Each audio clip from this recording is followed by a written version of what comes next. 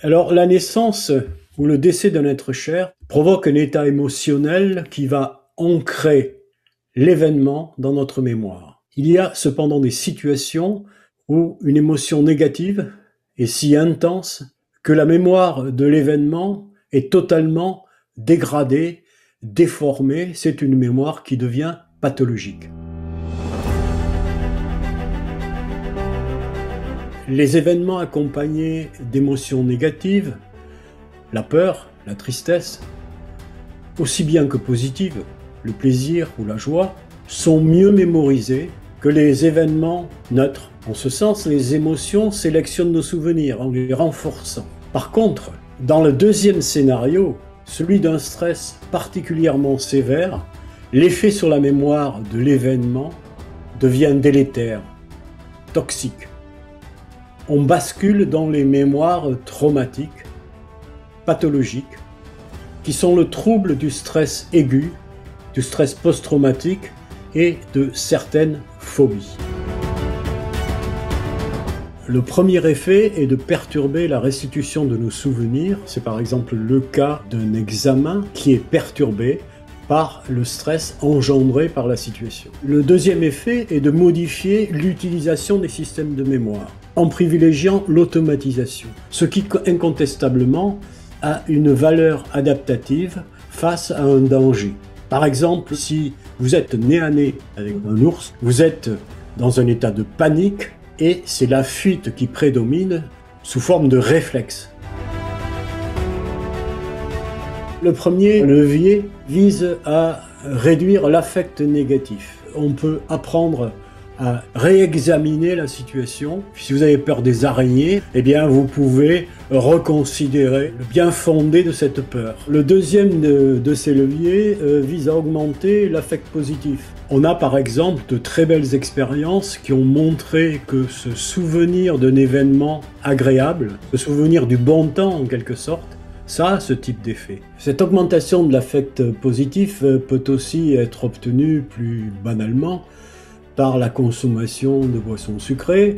Expérimentalement, on a montré l'efficacité de l'exposition à des images érotiques. Et sur le plan psychosocial, on a également montré que la gratitude que l'on donnait aux autres ou que l'on recevait pouvait également augmenter cet affect positif. Et l'augmentation ou la stimulation de l'affect positif va réduire l'impact des mémoires traumatiques. Le troisième levier vise à limiter les activités mentales d'introspection. Le but est en particulier de réduire la rumination des pensées négatives sur soi et de leur substituer la méditation par exemple ou la contemplation.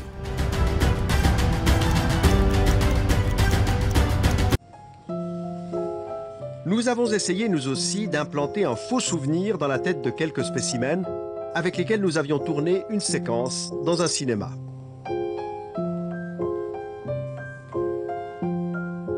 Quelques mois plus tard, nous les avons invités à un apéritif.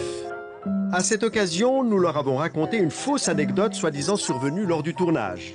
Nous leur avons fait croire que Luna, une petite fille devenue notre complice pour l'occasion, était présente dans le cinéma ce jour-là et qu'elle avait renversé du café sur le pantalon de Luigi. Heureusement que tu te rappelles ça aussi. Au cinéma Quoi, vous étiez là, vous, quand Luna nous servait les cafés, puis c'était avant qu'on tourne, quoi. Elle a renversé le truc. Pour bien implanter ce faux souvenir dans leur mémoire, nous avons utilisé une vraie photo du tournage, mais en y ajoutant la petite Luna. Durant l'été, nous avons envoyé ce photomontage, parmi d'autres photos souvenirs, à nos spécimens. À l'automne, nous leur avons demandé de nous raconter quelques anecdotes sur le tournage. Bonjour. La présence de la petite Luna, allait-elle faire partie de ces souvenirs? Notre expérience a-t-elle marché? Quand je suis arrivée, elle devait être à la caisse. Donc je l'ai juste aperçue. Elle était dans la cage à l'entrée, où il y avait les biscuits, où on servait les cafés. Hein. Mais après, je me rappelle vraiment pas. Caroline, elle, ne se souvient pas de la tache de café, mais elle garde un souvenir très précis de Luna. Alors, Luna, je me souviens plutôt comme une petite fille un peu timide. Je ne l'ai pas personnellement beaucoup côtoyée pendant cette journée-là. Je me souviens d'elle quand elle est entrée dans le cinéma. Et je me souviens d'elle parce qu'elle voulait se rendre utile en aidant à distribuer les cafés. Donc elle a été rejoindre Chloé dans la petite cuisine et à la cafetière. Et par la suite, je l'ai personnellement pas beaucoup vue, mais je me souviens d'un moment en fait où elle était un peu recroquevillée vers Chloé, un peu. Donc je l'ai sentie assez timide en fait. Et c'est l'image que j'en ai gardée d'elle. C'était une petite fille, visage un peu triste, en tout cas un peu fermé vers la machine à café. Durant cette interview, ce qu'on a essayé de faire avec vous, c'est de vous faire rappeler d'un qui est faux. Parce que la petite fille qui est sur cette photo, c'est une photomontage. C'est un photomontage. Il n'y a jamais eu de petite fille ce jour-là au cinéma. J'y crois pas. On l'a inventée de toutes pièces, cette petite fille. Et peu à peu, vous êtes arrivé C'est à vous en souvenir. hallucinant. Si c'est vrai, je tombe des nues et je me rends compte à quel point on est manipulé. Et là, ça me vexe un petit peu en fin de compte. Si c'est vraiment vrai, je sais plus trop où est la vérité de la fiction.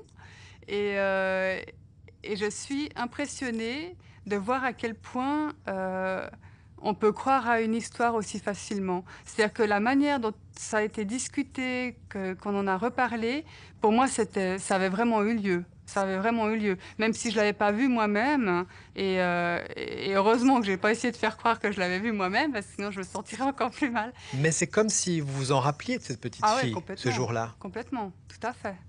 Et j'ai vraiment l'impression, mais non, elle était là, je suis sûre qu'elle était là. Parce que je la revois vraiment vers la machine à café, donc j'ai vraiment cette image extrêmement présente à l'esprit. Donc j'ai de la peine à imaginer qu'elle puisse ne pas avoir été là ce jour-là. Pour vous, elle était là. Pour moi, elle était là. Comme Caroline, personne n'est à l'abri d'un faux souvenir. Et votre mémoire en est certainement pleine. Vous pouvez donc vous demander comment faire pour distinguer un souvenir réellement vécu d'un souvenir inventé.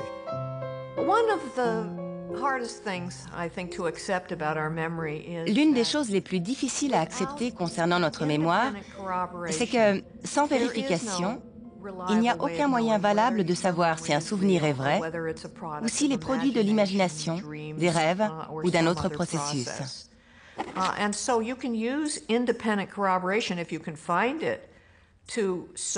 Alors si on trouve un événement objectif qui prouve que le souvenir est faux, par exemple une impossibilité sur le plan géographique, biologique ou psychologique,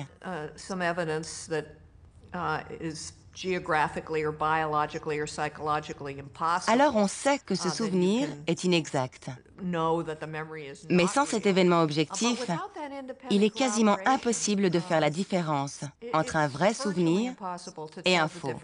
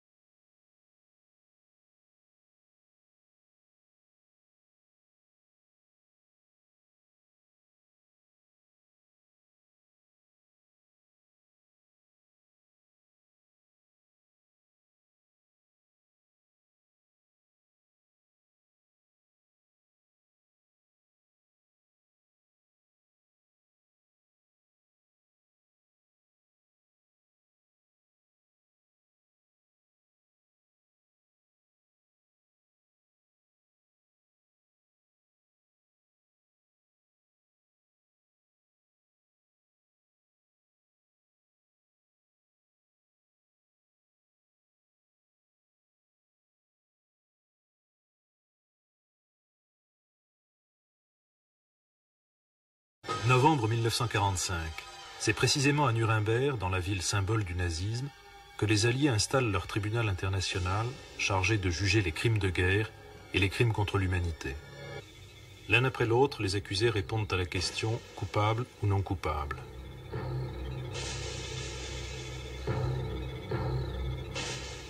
Hermann Göring,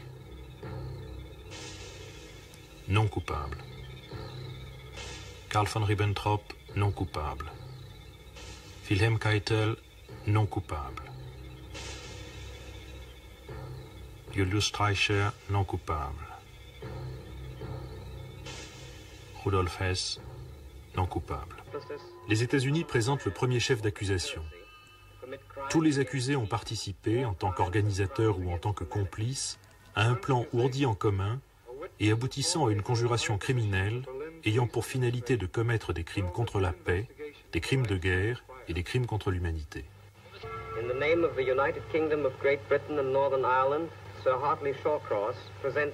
Au nom du Royaume-Uni de Grande-Bretagne et d'Irlande du Nord, Sir Hartley Shawcross présente le deuxième chef d'accusation, les crimes contre la paix.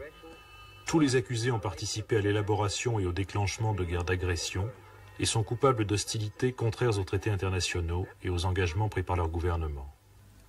Après l'occupation de la Rhénanie et l'annexion de l'Autriche et de la Tchécoslovaquie, les accusés nazis se sont consacrés à la conquête de la Pologne. Le gouverneur de Pologne, Frank, a écrit dans son journal intime « Il faut profiter de ce que l'attention générale est concentrée sur le front de l'Ouest pour poursuivre la politique d'extermination de milliers de Polonais. »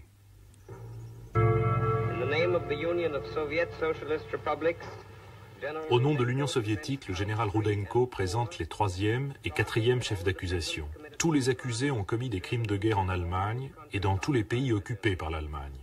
Les conspirateurs nazis ont commis ces crimes envers les armées adverses, envers les prisonniers de guerre, envers les civils des pays occupés. Ils se réclamaient de la doctrine barbare de la guerre totale et se considéraient dégagés des contraintes de la loi internationale ou des règles applicables à la guerre. Keitel répond « Nous étions préoccupés par la destruction d'une idéologie. Par conséquent, j'approuve et je soutiens ces mesures. » Et plus tard, lors d'un contre-interrogatoire, « Hier, votre avocat vous a montré un ordre daté du 16 décembre 1941. Cet ordre stipule « Il est nécessaire de prendre des mesures immédiates et cruelles. La vie humaine à l'Est n'a absolument aucun prix. Vous souvenez-vous de cet ordre? L'avez-vous signé ?» Au nom de la République française, M. de Menthon présente les derniers chefs d'accusation. Tous les accusés ont commis des crimes contre l'humanité et notamment se sont rendus coupables d'assassinat, de torture et de persécution contre les opposants au parti nazi, ainsi que d'asservissement, de déportation et d'exploitation des populations civiles. La défense commence. Chaque accusé a personnellement choisi son ou ses avocats. Kaltenbrunner fait l'objet d'un contre-interrogatoire.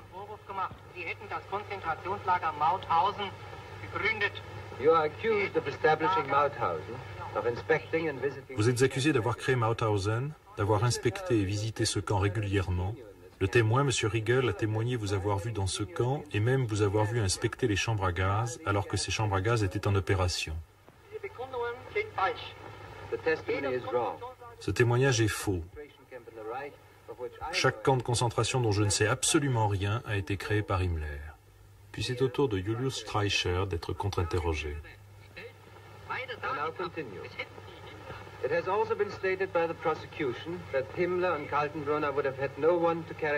Il a été affirmé par l'accusation qu'Himmler et Kaltenbrunner n'auraient eu personne pour exécuter leurs ordres de tuer si vous n'aviez pas fait dans votre presse cette propagande et si dans votre presse vous n'aviez pas dirigé l'éducation du peuple allemand en ce sens.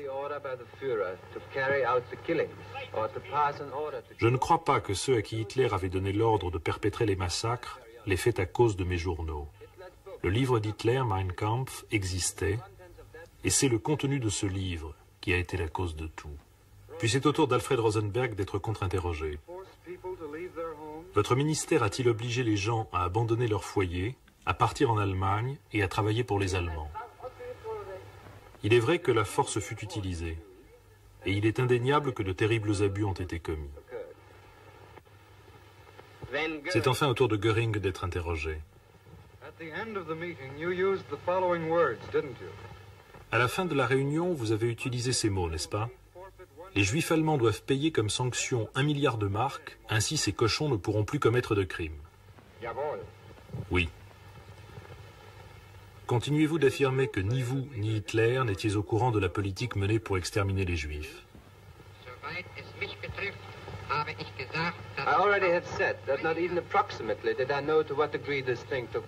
J'ai déjà dit que je ne savais même pas approximativement à quel degré cela s'était passé.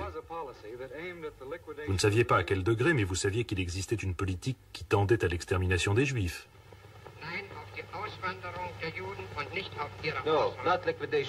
Non, pas à la liquidation des Juifs. Je savais seulement que certains crimes avaient été commis. Maréchal Wilhelm Keitel s'adresse à son tour au tribunal.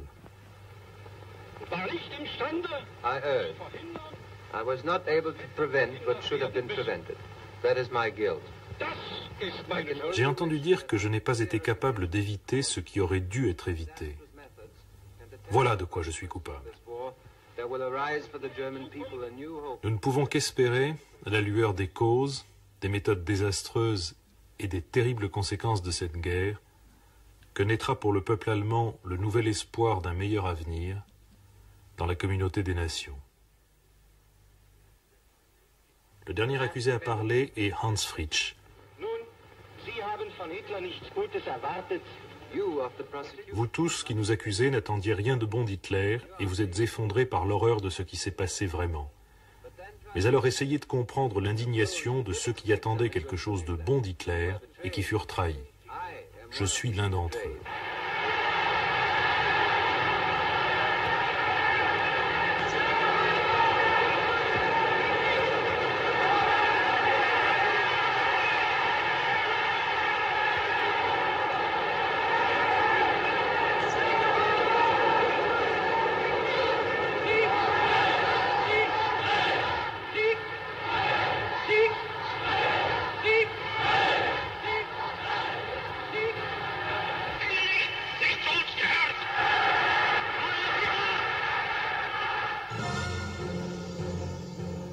Au nom des États-Unis d'Amérique, le juge Jackson fait le résumé des débats.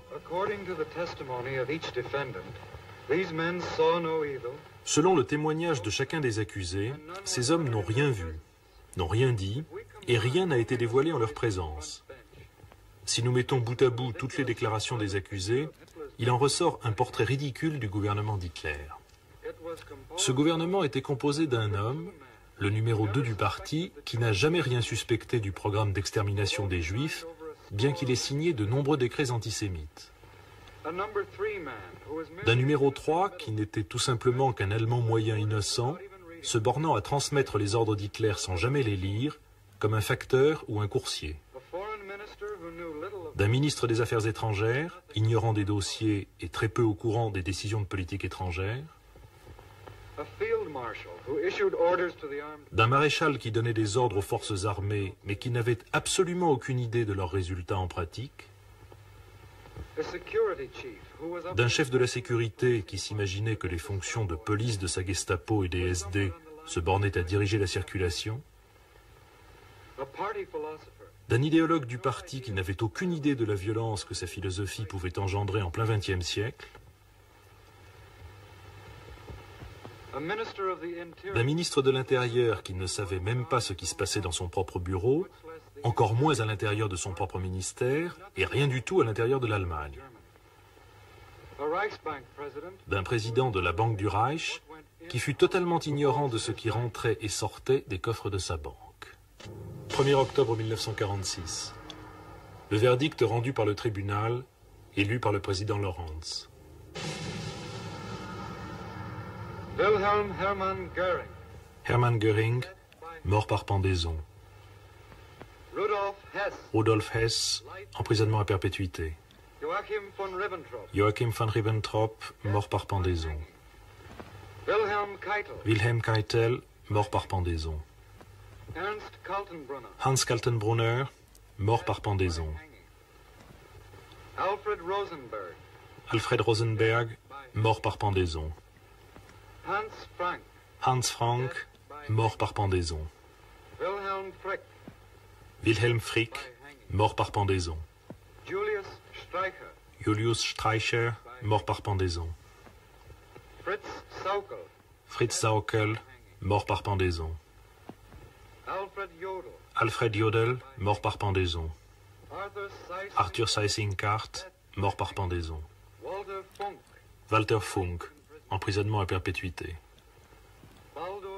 Baldur von Schirach, 20 ans d'emprisonnement. Albert Speer, Albert Speer, 20 ans d'emprisonnement. Bormann, tried in absentia. Martin Bormann, jugé par contumace, mort par pendaison.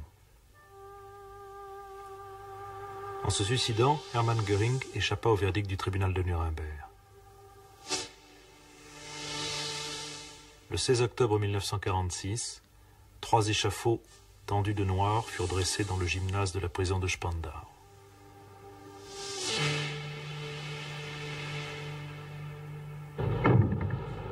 Chaque dactylo, chaque télégraphiste entre les mains de qui passaient les ordres de déportation était au courant. Chaque homme placé à l'un des milliers de postes administratifs dont dépendait la solution finale savait de quoi il retournait. Chaque conducteur de train, chaque aiguilleur, chaque employé du chemin de fer qui avait à s'occuper du chargement des hommes était au courant. Et chacun, à sa place, savait exactement ce qui devait être fait pour le bon fonctionnement de l'ensemble.